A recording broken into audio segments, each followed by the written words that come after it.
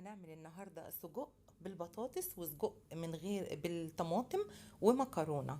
اول حاجه نجهزها الطاسه بتاعتنا اللي هنشتغل فيها، ونكون مقطعين السجق، نحط شويه زيت وننزل في السجق، نقلب السجق كويس على نار عاليه، بس عشان ما تتحرقش خليكي قلبي كويس.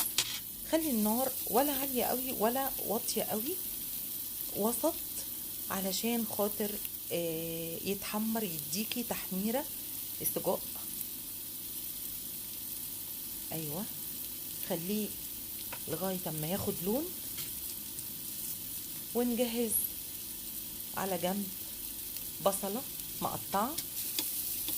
مقطعة شرايح طويلة، طماطمتين مقطعين برضو شرايح طويلة، نجهز توم مفروم، نجهز فلفل اخضر بارد متقطع، ولو بتحبي الحراق نجهز فلفل حراق متقطع. هنحط البصل اللي احنا قطعناه وهنفضل نقلب لغاية اما ياخد لون مع السجق. هنجيب عليه معلقة مفروم توم ونفضل نقلب، خليه لغاية اما يدبل خالص البصل والسجق، يدبلوا وياخدوا لون.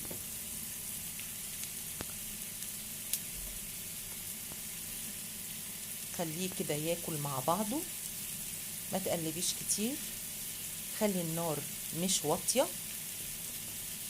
خليها عاليه شويه كده، بس خلي بالك ما تتحرقش منك.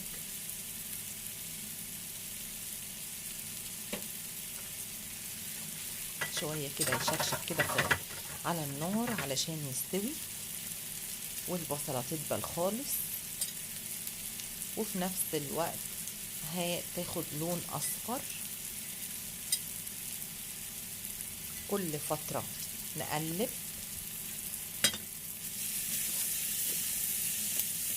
بدأت اهي تاخد لون.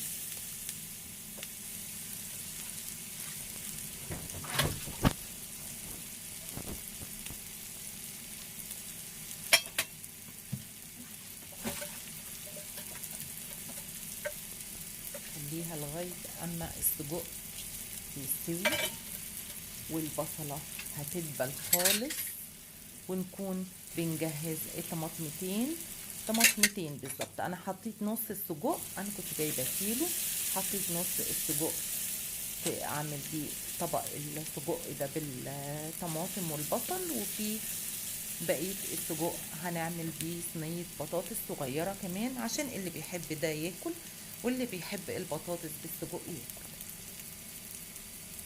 والاكله دي بتتقدم معاها مكرونه، ولو بتحبي جنبها رز بدل المكرونه مش هتقول لا يعني. بتبقى اكله لذيذه جدا مختلفه، بتسيبيها لغايه اما تتحمر تاخد لون كويس.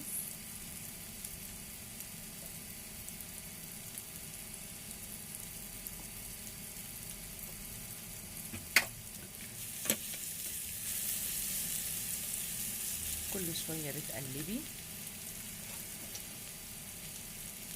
البصله مقطعه كبير، ويا ريت تكوني جايبه السجق بتاعك من مكان كويس علشان ما ينزلش دهون كتير ويكون تقيل. الطماطم هتكوني مقطعاها، تنزلي بالطماطم مع التقليب، هتدبل برضو، تسيبيها تدبل خالص وتاخد كده تستوي وتبقى تدبل على النار. الاكله دي بتبقى تحفه، ممكن تاكليها على على مكرونه او على رز او بالعيش. حطي ملح، فلفل اسمر، شويه شطه، حطيت كمان بصل بودر وثوم بودر وكزبره ناشفه. بدأت تبان اهي وتظهر. اكون مجهزه الفلفل الاخضر مقطعاه، دبلت اهي طماطم خالص.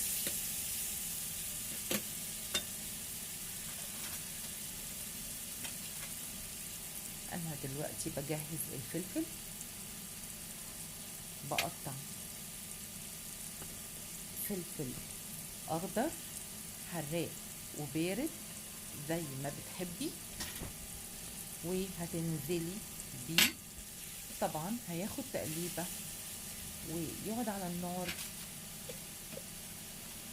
وقت قصير جدا، وخلاص هتبقى الاكلة بتاعتك خلصت. انا حطيت كمان معلقة صغيرة صلصة وقلبتها كويس كده. انا الاكلة بتاعتك خلصت، غطيت عليها وركنتها على جنب، وجبت المكرونة، حطيت المية، غلت المية، سقطت فيها كيس المكرونة، حطيت معاه شوية زيت وشوية ملح تستوي المكرونة وصفيتها. وبعد كده جبت الحلة، حطيت زيت او زبدة وحطيت فيها توم مفروم مع التقليب على طول.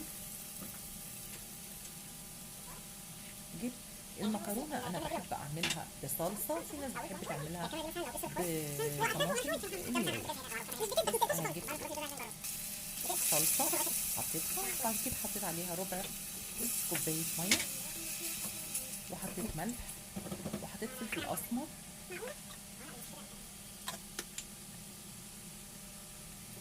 وسبتهم يغلوا كويس. وبعد كده سقطت فيها المكرونة مع التقليب.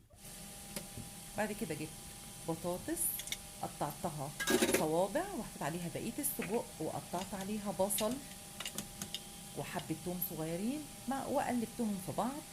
يبقى انا بعمل دلوقتي صينية البطاطس بالسجق اللي فاضل كان عندي، وقطعت عليها البصلايه، وحطيت عليها شوية توم مفروم، وحطيت عليها طماطم برضو مفرومة، معجون طماطم،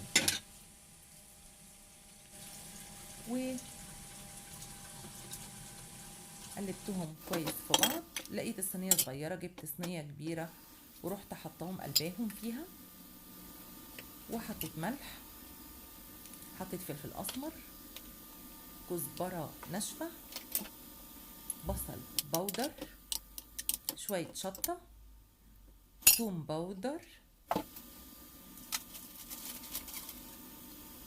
وبعد كده جبت الفويل وغطيتها، واكلتي خلصت. هدخلها الفرن، والاكله بعد ما خلصت ادي السجق وبالبطاطس، وبالهنا والشفا. وما تنسونيش في اللايك والاشتراك في قناه.